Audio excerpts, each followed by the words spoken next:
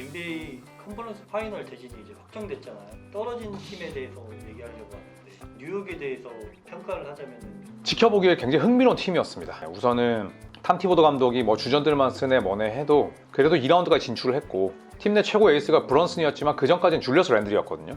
이 선수 없이도 뉴욕이 끝까지 물고 늘어지는 그런 모습들을 보여줬고 사실은 뭐 서부보다는 동부의 이런 팬들의 응원 문화가 훨씬 더 좀 격정적이에요. 그래서 뉴욕의 이 홈 경기를 아마 플레이오프 보신 분들은 다 흥미롭게 느꼈을 겁니다. 선수가 한 명씩 무슨 데스노트처럼 부상 때문에 사라짐에도 불구하고 2라운드 7차전까지 끌고 왔고 또 뉴욕 닉스의 미래가 정말 밝다고 생각을 해요.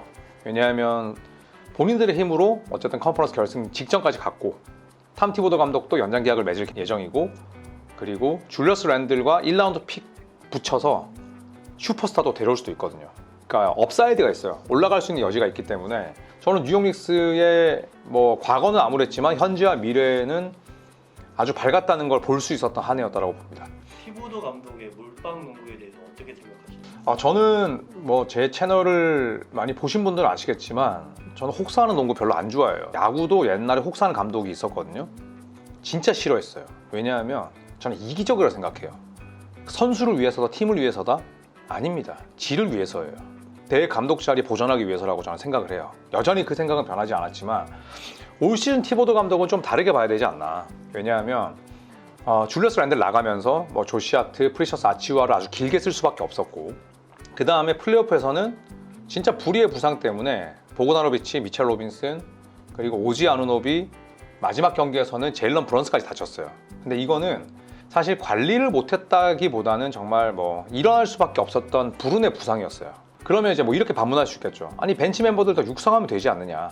그런데 NBA 팀에서 뛰는 NBA 선수를 하더라도 10번째 이상 선수부터는 플레이오프 같은 큰 무대에서 기용하기 어렵습니다. 물론 그 선수들이 뭐 다른 리그 가서는 다 씹어먹을 수 있겠죠.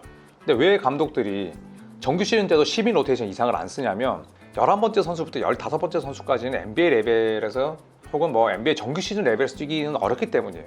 플레이오프는 하물며 로테이션이 8인 9인인데 그 아래쪽에 있는 선수는 쓰기가 어렵죠. 그래서 티보도 감독이 평소에 혹사도 많이 시켰고 뭐 조시 하트 같은 경우에는 뭐 계속 48분, 46분 이렇게 뛰었잖아요.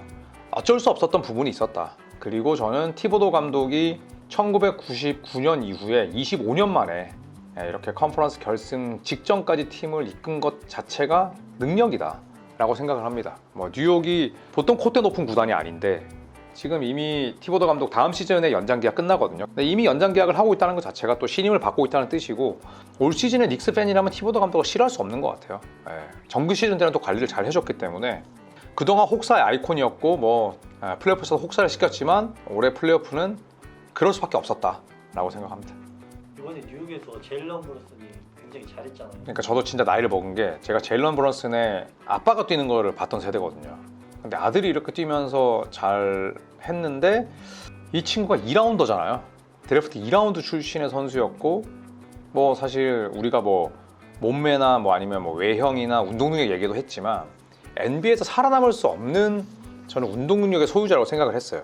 빌라노바 대학 뛸 때부터 얘는 전형적인 대학용이고 잘 가봤자 유럽 가서 유로리그에서 좀 뛰는 정도다 이렇게 봤어요. 근데 그냥 슈퍼스타입니다. 기본적인 뭐 기술, 슈팅, 그 다음에 풋워크 다 훌륭하지만 마인드가 너무 좋아요.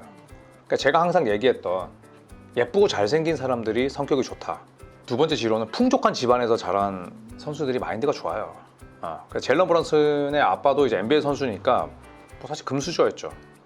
그런데 이 제일런 브런슨이 역경을 이겨내는 방법과 그 다음에 또 어릴 때부터 NBA 경기장을 다니면서 삼촌들을 봤을 거 아니에요.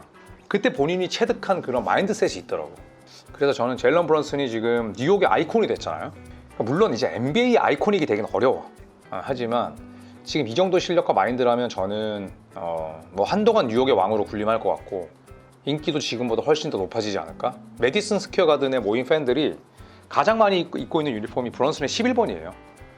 그래서 저는 제일런 브런슨을 또 한 번 발견하게 된 그런 플레이오프 무대였다라고 봅니다. 미네소타와 7차전까지 가서 아깝게 떨어진 이제 덴버에 대해서는 시즌을 어떻게 평가하시는지? 덴버 너게츠, 저는 덴버 너게츠의 뭐 2연패는 굉장히 어렵다고 시즌 초반부터 이야기를 했었고 뭐 미네소타가 컨퍼런스 결승에 진출할 것이다라고 내다본 가장 큰 이유는 벤치였어요. 그러니까 플레이오프가 뭐 아무리 주전들 위주로 돌리는 무대라 하더라도 이게 농구가 48분, 그 다음에 2시간 반, 한 게임 보는데 굉장히 길죠. 2시간 반 동안 포지션이 계속 왔다 갔다 해요. 그러니까 야구는 뭐 정해진 타자가 들어와서 사이클을 돌고, 축구는 뭐 그냥 중원에서 와리가리 하면은 뭐 의미 없이 시간이 흘러갈 수도 있지만, 농구는 그게 아니잖아요. 득점이 제일 많이 나잖아. 그러면 그만큼 포지션이 많기 때문에 엄청나게 다단합니다. 이런 상황에서 높은 곳으로 올라갈수록 주전들에 대한 의존도와 피로도는 정비례해서 올라갈 수밖에 없어요. 그래서 저는 브루스 브라운과 제프 그린을 놓친 건 어쩔 수 없었지만, 이 정도 ben치 보강으로는 리핏은 어렵다라고 봤거든요. 그래서 덴버 너게츠는 주전 몰빵 농구의 한계를 보여줬다. 잘 싸웠지만 주전들만으로는 이길 수 없다는 걸 굉장히 똑똑히 보여준 사례였다고 봅니다. 저말 모레이가 되게 부진했고 디매너적인 플레이를 했는데 네네. 요키치 옆에서 뛸만한 2옵션이라고 생각하시나요? 저말 머레이는 아직 올스타에 뽑히지 못했습니다. 그리고 당연히 올 NBA 팀에도 뽑히지 못했고, 뭐 샤킬 오닐 옆에 굉장히 좋은 동료들이 많았죠. 그 다음에 뭐 하킴 올라주원도 마찬가지고, 빅맨들 옆에는 항상 좋은 동료들이 있을 수밖에 없어요. 연계 플레이를 가장 많이 만들어낼 수 있는 포지션이기 때문에 요키치 옆이라면 엄청나게 훌륭한 동료들이 올 수밖에 없어요. 조금 양면성이 존재하긴 하지만 저말 머레이는 요키치가 본인의 능력을 감안했을 때 조금 급이 떨어지는 선수라고 저는 생각을 해요. 잘하죠. 잘하고 클러치 상황만 되면 눈에 불을 켜고, 큰 경기에서도 잘했고, 뭐 작년에 우승할 때도 그 누구도 부럽지 않은 2옵션 역할을 해냈지만, 전체적으로 놓고 봤을 때는 지금 요키치 옆에 올스타나 올 NBA 팀 선수가 없거든요. 그러니까 시카고 불스에서 뭐 마이클 조던이 우승했을 때도 제가 마이클 조던을 높이 평가하는 이유는, 마이클 조던과 함께 뛰었던 올스타와 올 NBA 멤버가 14년, 15년 동안 딱 한 명이었어요. 스카티 피펜. 근데 지금 요키치는 없어요. 그렇기 때문에 저는 저말 머레이가 아직까지 젊은 나이고 또 각성을 할 수 있는 뭐 그런 시기가 있긴 하지만, 지금 이대로 만약에 뭐 다음 시즌도 우승에 실패한다면 덴버 너게츠도 뭐 생각을 해볼 수 있는 문제긴 하겠죠. 왜냐하면 요키치도 최전성기를 달리고 있지만 뭐 꺾일 때가 또 올 거니까.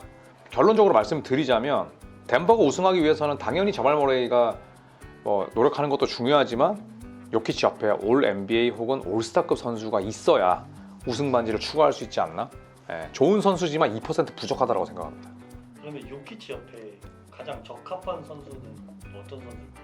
뭐 요키치 옆에 저는 훌륭한 플레이메이커가 있어야 된다고 봐요. 왜냐하면 니콜라 요키치도 정말 훌륭한 뭐 포인트 빅맨이고 어시스트 10개씩 뿌리지만, 사실 저말 머레이 같은 경우에는 콤보 가드, 그러니까 1번과 2번을 다 볼 수 있는 자원이거든요. 그러니까 좋게 말하면 1번과 2번이고, 조금 부정적으로 말하면 이제 트위너, 비트윈에서 파생된 단어인데, 그러니까 이건 뭐 너무 부정적인 단어지만 이제 약간 이도저도 아닌, 그러니까 두 개를 다 볼 수 있지만 명확하게 뭐 볼핸들러 역할을 확실하게 해줄 수 있는 자원은 아니거든요. 그래서 저는 덴버 너게츠에게 필요한 건 물론 뭐 벤치 자원이긴 하지만, 저는 메인 볼핸들러가 오히려 필요하지 않나, 역설적으로. 왜냐면 마이클 포터 주니어나 뭐 KCP 같은 선수들은 그냥 뭐 슈터와 그리고 또 디펜더와 리바운더 역할을 담당하고 있기 때문에, 저는 오히려 저말 머레이의 포지션이 가장 좀 큰 고민거리다. 그래서 뭐 저말 머레이 같은 경우를 완전히 그냥 스코어러로 떼놓고, 저는 훌륭한 포인트 가드가 필요하지만 이게 쉽지 않죠. 왜냐하면 지금 샐러리가 덴버 너게츠가 우승했잖아요. 그래서 꽉 차 있어요. 꽉 차 있기 때문에 브루스 브라운이나 제프 그린 같은 선수를 못 잡은 거고, 샐러리 유동성이 없는 상황에서 이제 덴버 너게츠가 풀어갈 수 있는 방안이 많지는 않죠. 그래서 야니스도 마찬가지고 요키치도 그렇고, 이게 챔피언 반지를 누가 더 빨리 추가하느냐가 본인의 뭐 선수 평가나 그 다음에 올타임 랭킹에 있어서 아주 크게 작용을 할 겁니다.